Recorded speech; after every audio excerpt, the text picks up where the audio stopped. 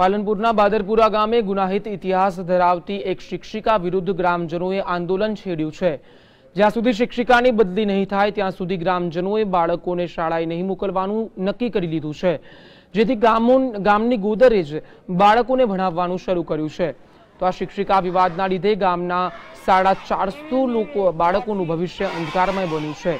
ગ્રામજનોએ છેલ્લા 3 મહિનાથી જિલ્લા શિક્ષણ અધિકારીથી લઈને જિલ્લા કલેક્ટર સુધી શિક્ષિકાની બદલી કરવા લેખિત રજૂઆતો કરી હતી।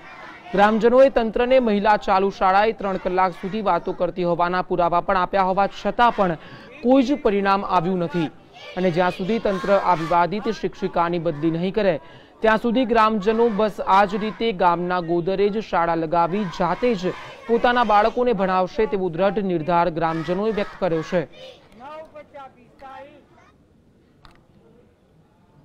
सौ माताओं एम जो के गरज सारे छे अने आ तो एवी मोकली के अमारा माटे खतरा रूपे छे अने अमारा बच्चों संस्कारों बगड़े आवी कामगिरी वाली बाय अमारे तो न चाले अने अमारे जरूरत पड़शे तो अमे कलेक्टरना बगले धरना करीशुं। आखो गाम भूख्या तरस्या रही अने अमे विरोध दर्शावीशुं अने अमारो अवाज गांधीनगर नहीं पण दिल्ही सुधी अमारे पહોંચાડશું।